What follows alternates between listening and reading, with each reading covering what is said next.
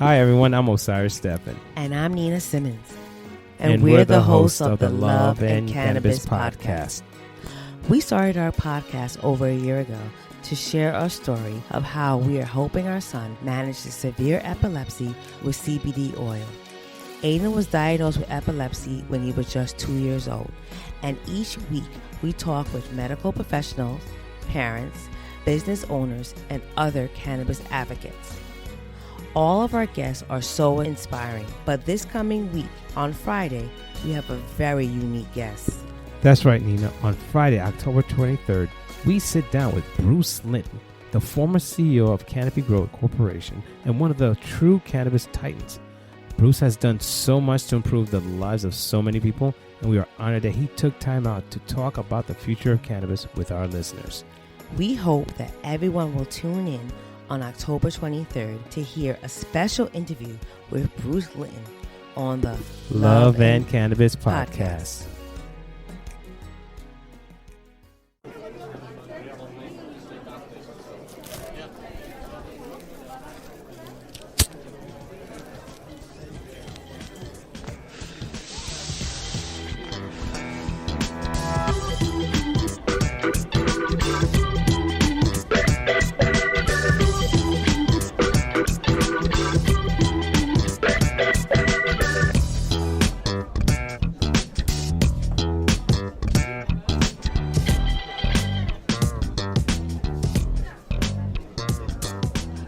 Hello, everybody, and welcome to the Deadhead Cannabis Show. Jim Marty here, reporting from beautiful 65-degree Las Vegas. And Larry Mishkin reporting from 15-degree Chicago. Very good, Larry. Well, we've got a lot to talk about. We've got some great guests today. For this one, we have Charles Warner from Cannabis-Tech today. It's Cannabis-and-Tech today. Yeah, there's a little and in there, but either way. Yeah, so we're here at the convention, so we're going to give you some insight on that. Maybe I'll start with a few takeaways from the conference. It's the big MJBizCon, and I don't know how many tens of thousands. Are they approaching 30,000 people down there? I think they were estimating maybe even 35,000. Yep, and it's just shoulder to shoulder, and a lot of really big displays of really heavy-duty industrial extraction equipment and things for big machines for shredding hemp. It's just absolutely fascinating. Thousands of booths. You couldn't visit every booth in the 3 days. It's so big.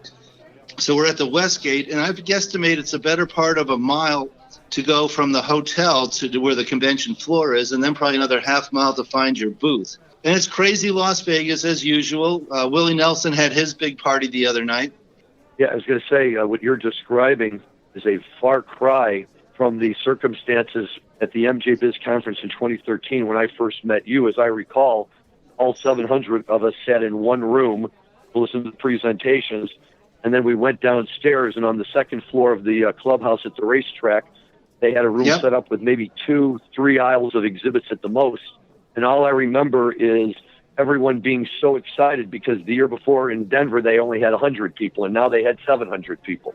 I remember the racetrack. I had a few business meetings looking down at the racetrack from the windows above.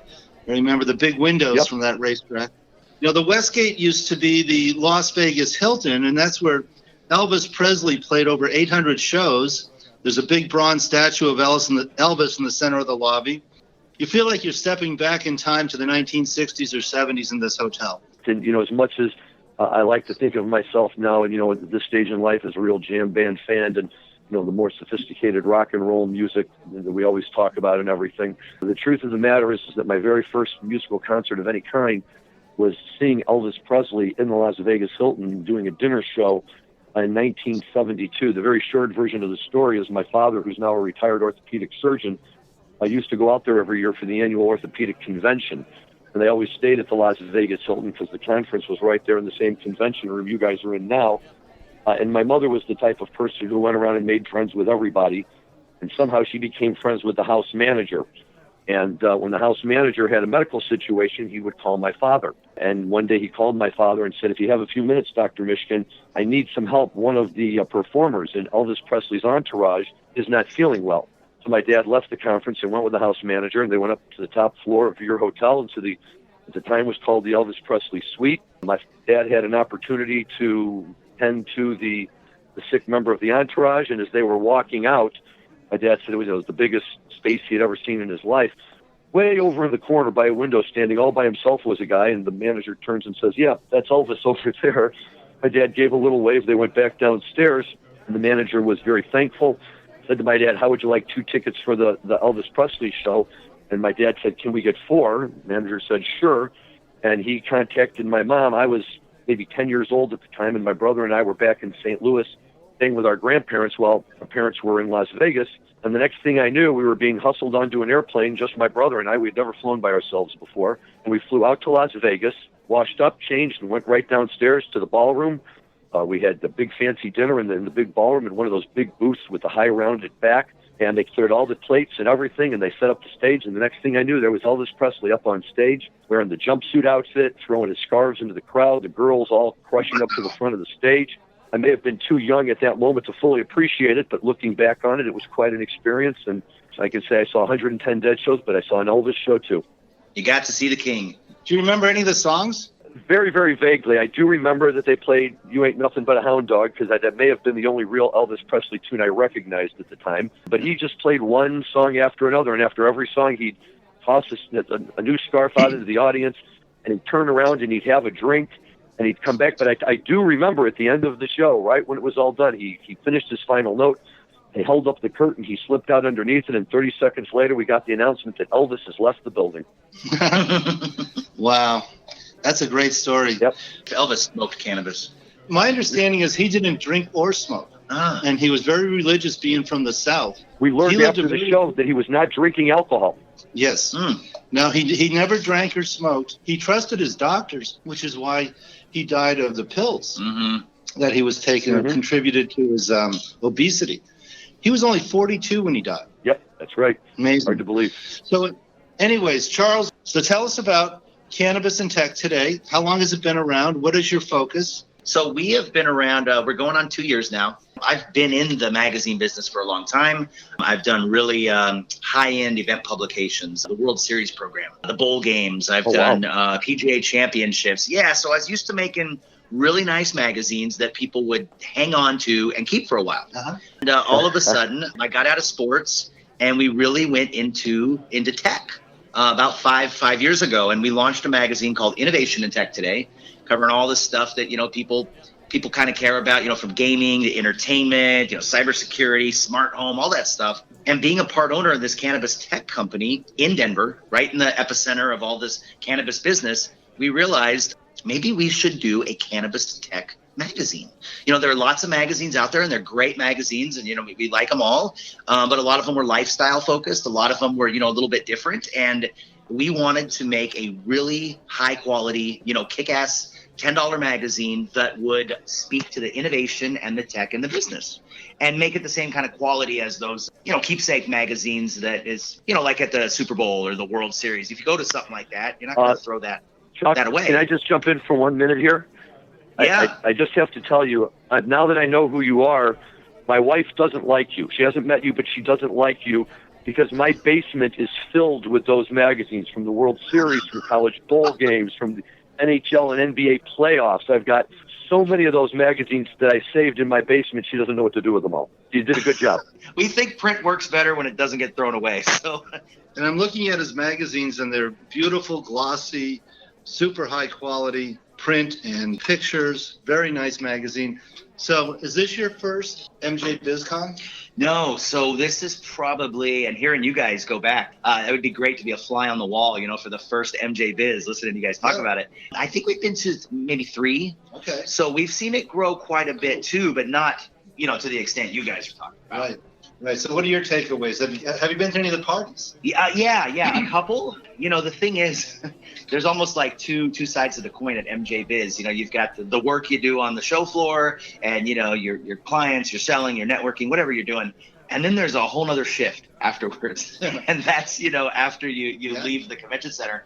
So sometimes it's tough to, I'm getting up there in age a little bit. It's tough to go out and hit all the parties. But my takeaway is it's becoming very similar to CES. Like you said, there's so much stuff. There's a lot of great tech. There's people showing off all of their gear and everything like that. And it's very professional, very kind of business oriented. I mean, I've seen a lot of business being done. I mean, it's the big kahuna right now for sure. As I said before, you couldn't even visit every booth and spend 5 or 10 minutes at every booth. You wouldn't have enough time in the day. And even the traffic, getting here, we're not staying very far away, but it's just a crawl. Somebody told me that I guess about 10 or 15 years ago, they doubled the size of the convention center, but they didn't change the roads. So you've got twice as many people in there and the same size roads. And so it gets a little congested. It's a really cool event. I think it's important for the industry. It is. It's the big kahuna. Yep. I mean, there's lots of other, you could go to one of these every weekend, but this is really the biggest one of the year. Yeah. Let me ask you this if I can. As in any new industry, it's not uncommon to see a bunch of references, magazines pop up in the wine industry, the cigar, everybody's coming out with a magazine one way or another. And so let me ask you this.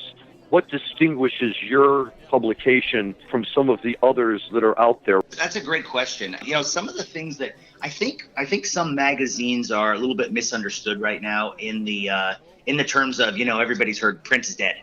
Print's dead. Print's dead. Print's dead. Print is evolving.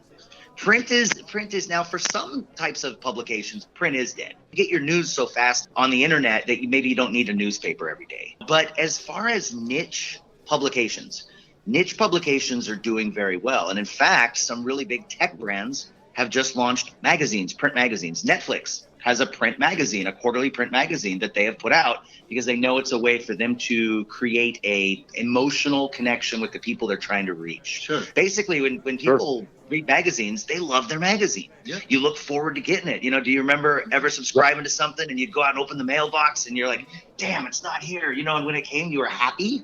Well, of course, at our age, we remember Playboy.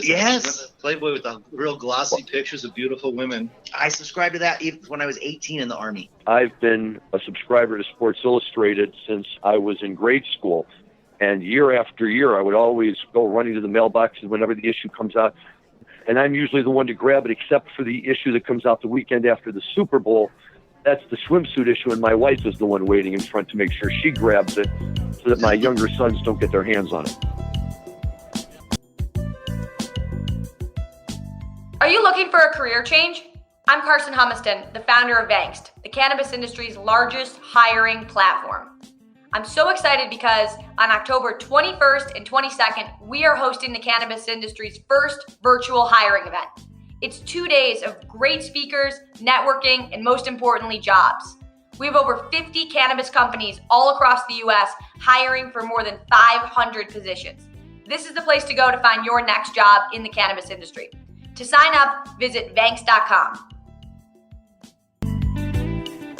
Larry, I understand that you've been doing some musical things. Well, that's true, Jim. I was lucky enough to be out in San Francisco recently.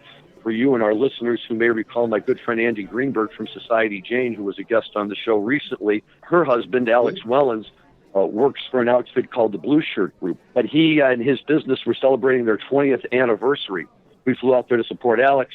On Thursday night, they hosted their party at the Great American Music Hall in San Francisco, which was certainly a venue at which the Dead played a number of stellar shows. And the house band for the night was karl-densons-tiny-universe. And for those who have never heard of Karl Denson, his day job is being the saxophone player for the Rolling Stones when they are on tour. He tours with them as their saxophone player. So this is a guy who's been in the industry for a long, long time, knows everybody, knows everything, and he's put together a band that's just absolutely incredible. Some great guitar players, a couple of drummers, a really good bass player, and he, of course, plays the sax. And I've seen him a number of times, and what he typically tends to do is play a lot of other people's music. So one year down at Jazz Fest, we went and saw his show, and they were covering Exile on Main Street. We saw them 2 years ago down there, and they were doing primarily covering the Allman Brothers. And both times I was impressed because you'd almost think that they were playing it better than the people themselves. For this show, they just went through and played a bunch of fan favorites and everything, but the music is so tight, and the songs are a wonderful jam, just kind of stretch out and about, and you get that saxophone right in the middle of it. And it was really such a tremendous show and in such a great venue that was far from full because they had rented it out for this party. The highlight of the evening, clearly for everyone, including my friend Alex, he has 2 boys, and his youngest son, Max, is a saxophone player. They apparently had worked it out in advance, and at one point, Carl Denson called young Max Wellens, who's, I don't know if he's a sophomore or a junior at Boulder, up onto the stage. Max, who has a little bit of big-time saxophone playing experience, went up there and joined the band for a cover of Shakedown Street, which is, of course, one of my favorite Dead tunes. It was played marvelously, but clearly Max stole the show. Here's a kid who's maybe in his early 20s at most, and he was standing right up there next to probably one of the most famous rock saxophone players out there, more than holding his own, and really jamming, having a great time, tremendous stage presence. We were all blown away. And at the end of the show, he got the official double thumbs up by first getting the fist bump from Carl Denson, who then over the microphone invited Max to stay up and play with them for the rest of the set. If you've never seen Carl Denson, or even if you have once, if he and his band come anywhere near where you are, that's a show you need to go see, and you need to be a part of it, and it will change your life. They're that good. And really the best thing was it was such a small crowd. For half the show, I was literally standing, right up in the very front, 2 feet away from the stage, which is a perspective that I rarely get at Fisher the Grateful Dead, given how hard it is to get anywhere that close to the stage. And to see these guys doing their thing was amazing. Their keyboard player was playing a Hammond B3, and to really get it right up front there and see that thing in action, it was spectacular. Well, that's great. Still got a couple more days here in Las Vegas at the show. Larry, anything else? Not a whole lot new going on here in Illinois. We're getting close to the deadline for the dispensary applications. We're at that stage where there's a lot of worried telephone calls going back and forth among attorneys, consultants, accountants. Do you understand what they're really asking for Exhibit J? Do we have to do it this way? Do we have to do it that way? So, we're all of a sudden, everybody just puts down their guard and we'll talk to anybody. If you can give me the answer, if you can help me out, you're my new best friend.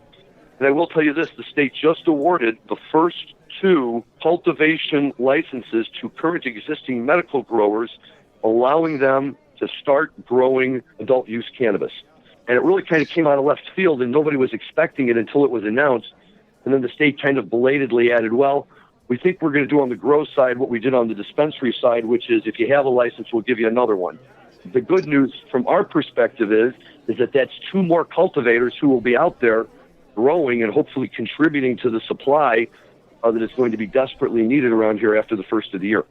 Yes, it certainly will be, and I'm glad to hear that because they're not going to have enough supply.